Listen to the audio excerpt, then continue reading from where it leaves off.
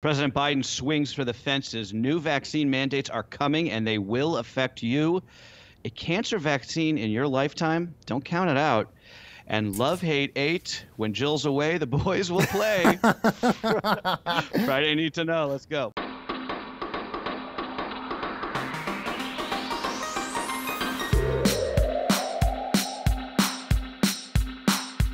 Good morning. This is Cheddar's Need to Know podcast for what day is today? September 10th. And I am Carlo Versano, and I'm here, as you can hear, with Baker Machado filling in for Wax today. Baker, Carlo. I'm working on about 2-3 hours of sleep here, so apologies in advance. It's brutal. Carlo, well, one, happy Friday. We at least know we've got that far. This is the thing, like, I hate about 4-day weeks a lot of times because it's like this weird sort of dream where you don't know what day it is, but you also feel like you've done a lot of work over the last 4 days or so your body is just a hot mess. Either way, if you don't have kids, congratulations, because you get to sleep in tomorrow, which is great. Everybody else, happy Friday. I would honestly, I used to daydream about, like, I don't know, girls or cars or whatever. Right. Now I daydream about I would pay $1,000 to just be able to, like, check into a hotel and just sleep in a hotel bed with the air conditioning going, maybe order some room service, just sleep for like 10 hours. That's all I want. That's all I want. Carlo, this is what happens when you're a geriatric millennial like us. Your life completely flips on its head. That you're right. That is my dream as well. Just to like lock and myself. You don't even have kids. I don't even have kids. Just lock myself in a hotel room and sleep till maybe 10:30 on a Saturday. That is the dream. Someone make that happen for me, please. Yes, indeed. Carlo, we have a very, very busy Friday in terms of the news, so let's dive into it. And as you mentioned, the big stuff happening yesterday in Washington, President Biden ordering sweeping new vaccine requirements. This will cover as many as 100 million Americans in both the private and public sectors. Now, an emergency rule going to require companies with more than 100 employees to mandate vaccinations or weekly testing. An executive order will mandate vaccines for all federal employees and contractors with no option to test out. Now, Biden also plans to extend a vaccine requirement for some healthcare workers to the rest of the medical field as well.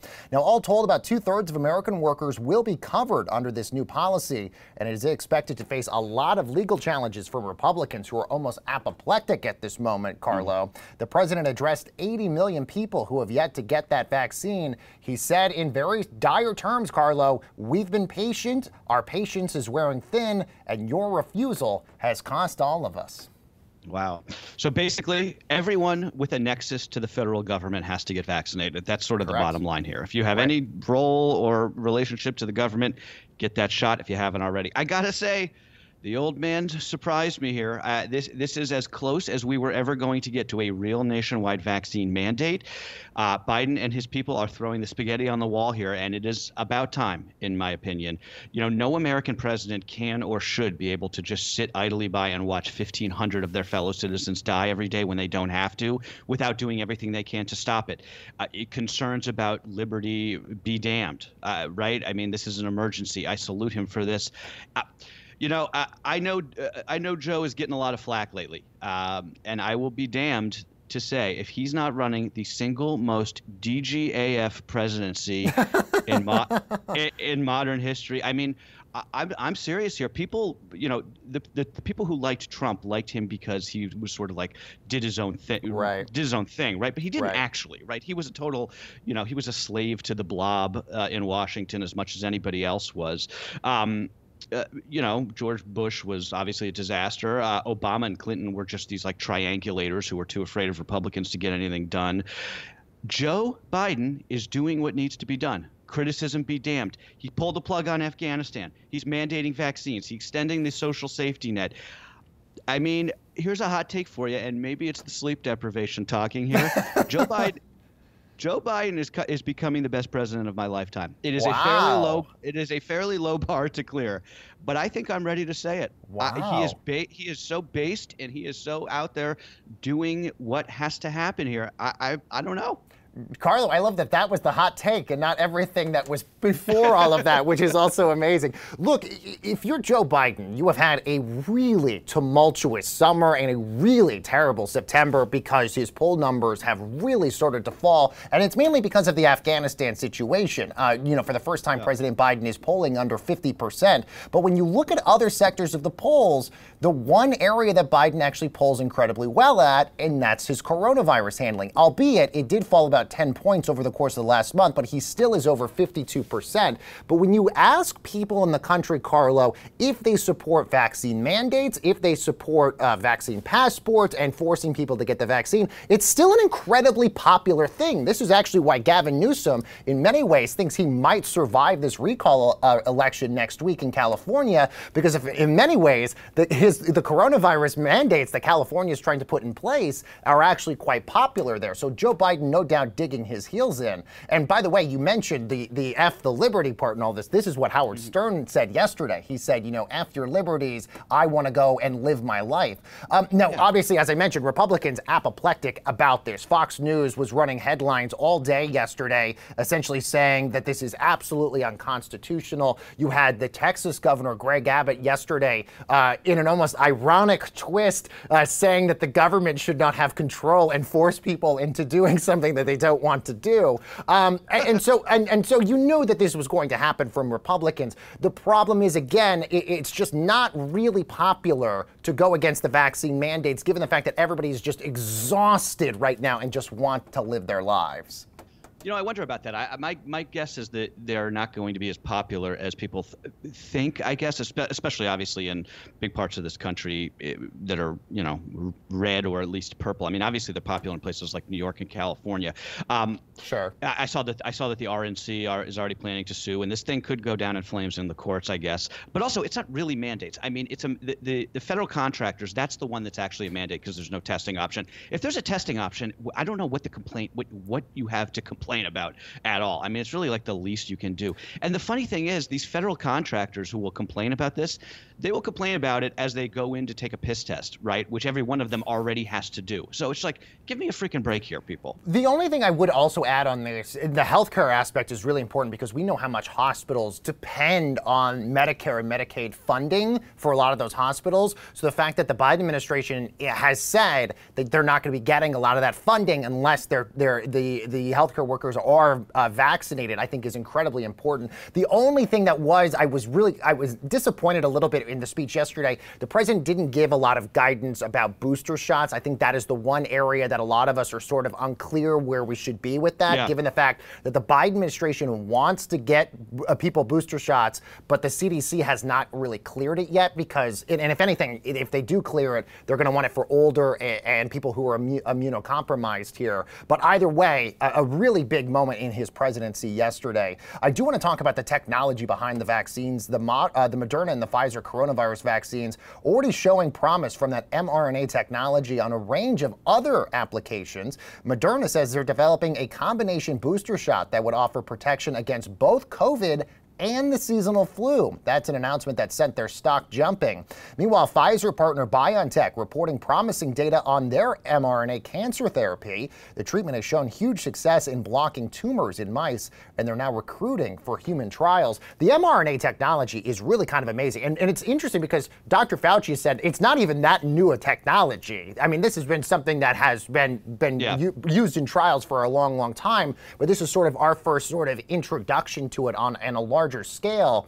And as somebody who got the Moderna vaccine and is wanting to get my booster shot whenever I'm able to, the fact that I'd be able to get that and my flu shot together, given the fact that we're probably going to be getting COVID booster shots at least every year for the foreseeable future, given the fact that these things are going to mutate so often, makes me happy that I can get basically the flu and the COVID shot in one dose now.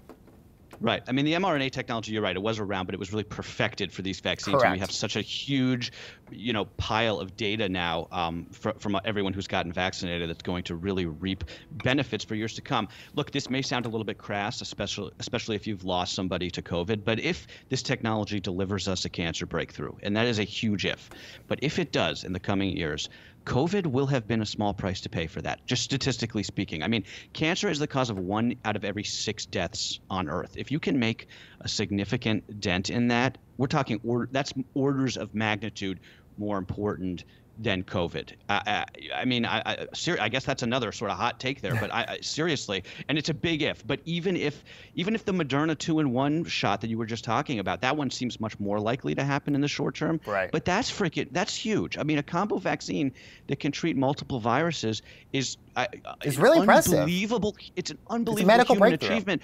I mean, we should be kissing the ground that these scientists I agree. walk on. I agree. I mean, we talk about, like the Pfizer CEO made X amount of money in the last quarter. That guy, the Moderna CEO, anybody who works at these companies, I'm prepared to make them, king of America at this point. Right. Think of in previous pandemics throughout world history. I mean, pandemics last for a very, very long time because of the trials you have to go through, the research you have to go through. So it just showed the advancements in technology and when it came to the science, in combating COVID, how fast we were able to mitigate COVID, which could have been, I mean, look, I'm not going to, downsize how bad COVID was because of the economic impacts and the people that died, but it could have been so much worse if based off of the science that we basically got off of this. It's impressive what scientists were able to pull off here, Carlo. I do want to talk about a very big moment that's tomorrow.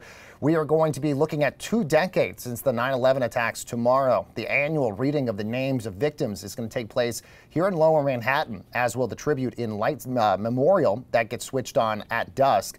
Now, over at the Pentagon, the President and the First Lady will attend a ceremony that will honor the 184 victims there.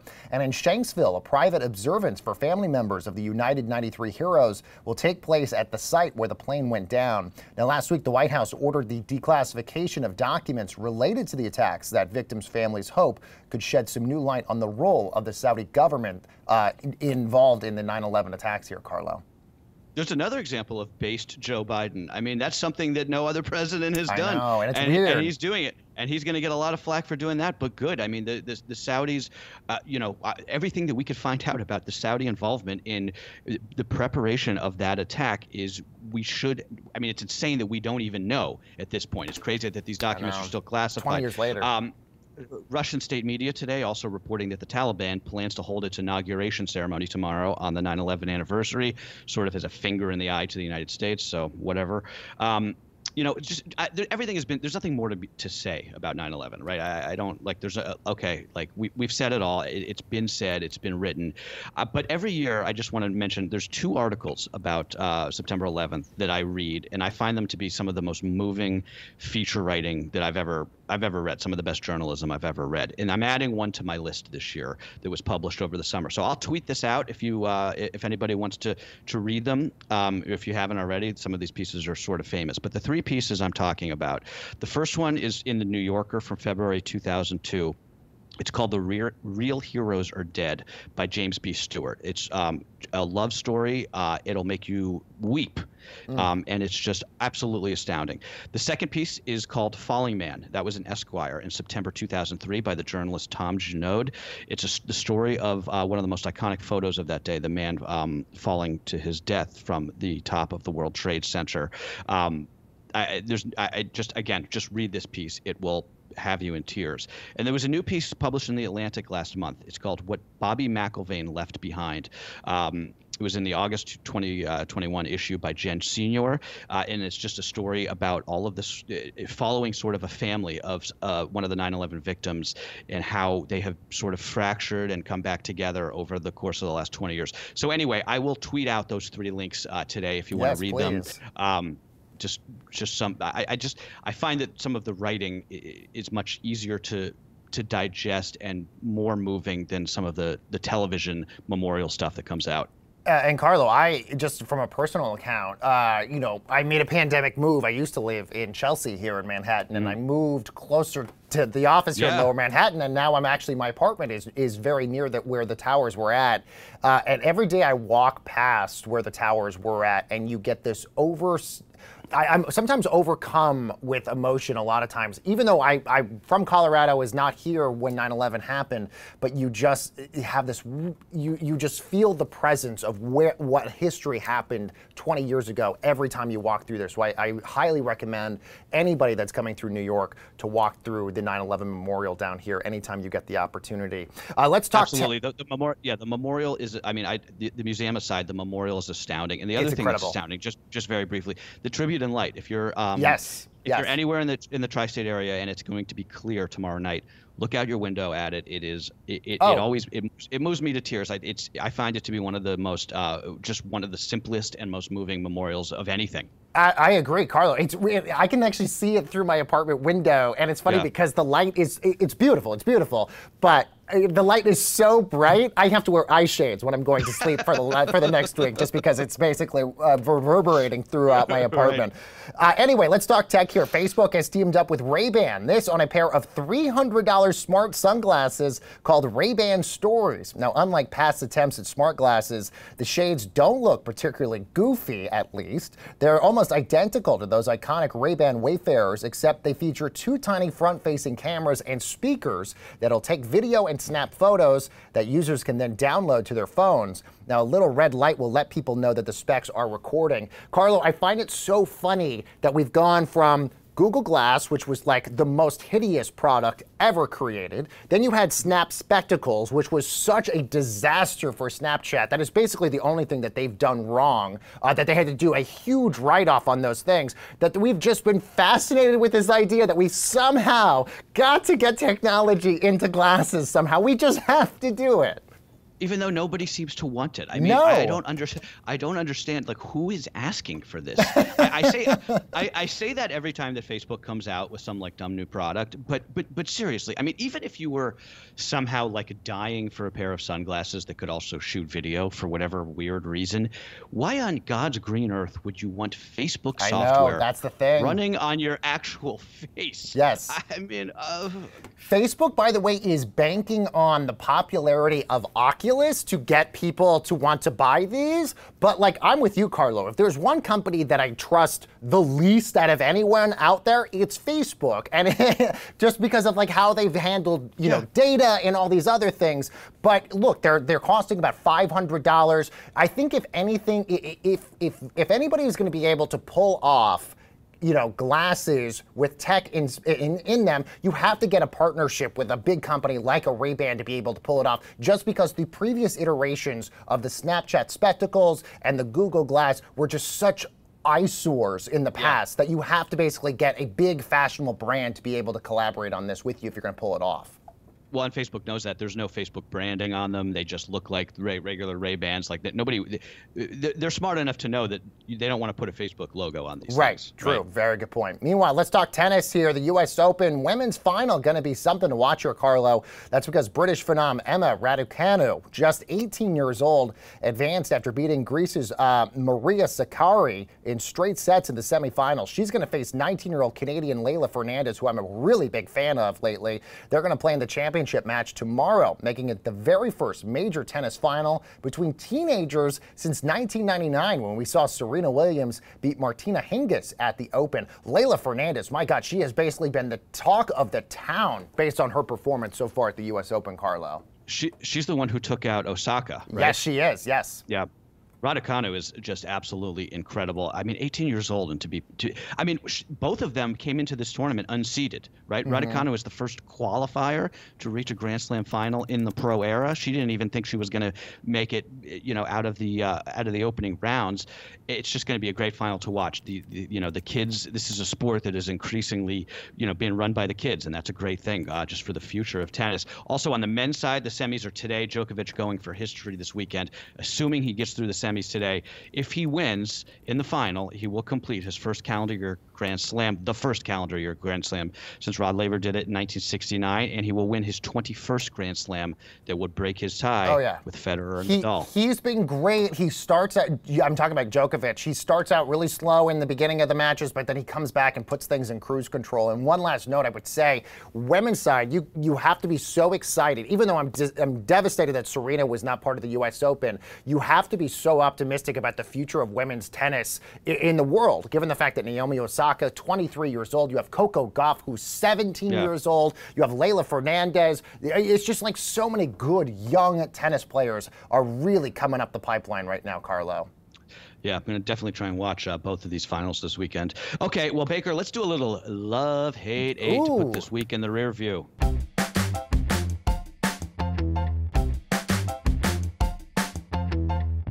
Kick it off for us, buddy. All right. So this just debuted this week, and I'm a huge fan of the American Crime franchise. You previously had the Versace one, which was really good. You had Darren Criss get an Emmy for his amazing portrayal in that, and then previously you had the OJ one before that. So the next that one, by the way, is incredible. So you have the next iteration that just debuted this week involving the Clinton impeachment scandal with Monica Lewinsky. It's great because there's so many things, even though we all know how it all ended, and all of us lived through the Clinton years, there are so many things I didn't realize about Linda Tripp and so many other characters throughout all of this, and the cast is just spectacular. Sarah Paulson as Linda Tripp, you might as well give her an Emmy for next year. And you have just the other characters that you didn't get that much screen time. You have Edie Falco as Hillary Clinton. You have Clive Owen as Bill Clinton. Apparently Matt Drudge as Billy Eichner as Matt Drudge.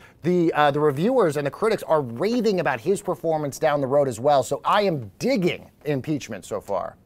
So I watched the first episode last night on your recommendation. I'm also digging it. It's very campy, which yes, I like. It is super campy. I read some of the reviews are like, well, it's it leaves a bunch of stuff out, or it's not like it's ahistorical or whatever. It's like it's a Ryan Murphy show. Like I don't know what what are you expecting? Like it's a dramatization. It's not a documentary. And we were talking about this before. Ryan Murphy. It's so interesting because Ryan Murphy, for the first season of most of his shows are incredible. And then afterwards, they turn into a dumpster fire afterwards. Like they just fall off a cliff. For me, watching this, I get like old, almost like Nip Tuck feelings. You and I watch this because those were like the golden years of Ryan Murphy's shows. He has the Netflix curse, which is one of these big showrunners in Hollywood that get paid $1 trillion to come to Netflix, and then they just start putting out garbage. Exactly. It's amazing. It's happened to a bunch of them. But this is the one thing he's still crushing right now is these American Crime Story franchises. I am really digging it a lot. I love the prosthetics. Everybody's in like seriously heavy prosthetics. It's hard to even figure out who's who. Okay, and one thing that we hate. Tell me if this is just me here. When the GPS lady's voice comes on during the best part of the song, does this happen to you? Yes, I know I got to turn left in 500 feet. I'm trying to rock out over here to this Drake album. Oh yeah. This Kanye record. I don't need the lady's voice telling me in my ear to turn. And it's always during the best part of the song or the crucial part of a podcast. That's the other thing. True. You got to rewind it. So it's funny. Needs to fix that. So it's funny that this happens to you because it happens to me frequently enough that I disabled the voice part of my directions, but as a result, then I'm always missing my turns. So I'm always like so screwed either way. It's like I'm either enjoying the song and then I'm pissed that the woman or the voice starts talking, or I miss all my directions as a result of this. So you're right. Something has to be fixed on something like this. I think we should just go back to the days before GPS. We were just all driving around aimlessly, asking for directions. We're printing off MapQuest directions off online somewhere. Those were the good old days. Okay, and one thing that we ate, this may be also why I'm just not feeling too good this morning. I ate a whole bag of Haribo gummy bears last night. They're the best, though. They're still the best. They really are. The problem with gummy bears is by the time you've realized that you've eaten too many, it's already too late. You're already toast for the next day. See, with sour candies, with like Sour Patch Kids. Yeah, you have a limit. You have a limit. You have a limit. Your teeth start to hurt. Yes. I feel like that's the same thing with chocolate, right? It's sort of like it's like a governor on a car. It keeps you from going too fast, keeps you from getting too sick. Gelatinous candies are the problem because you can Right. just keep going, and then you're like, oh man, I just put down like a pound of candy. I love this is reason number 6001, Carlo, why I love you so much, because you specified Haribo as the one that you like, and I am with you. And the reason why I like them is because I like my gummy bears to be just a little stale, like a little bit tougher to chew. Because if there's a gummy bear that's way too chewy, I'm not into it. So Haribo, I feel like, has the right sort of consistency of being a little bit stale but still really chewy at the same time. Yeah, they're a little hard. That's a good point. I didn't even think about that. Look at that. Okay, well, on that note, we're off the rails as usual. I love it. But Baker, thank you as always for pitching in as our sixth man. You the man. Have a great weekend to you and everybody else out there. Congratulations, by the way, to Scott and Jana on your engagement. Ooh. I love you guys. And that's what you need to know for Friday, September 10th.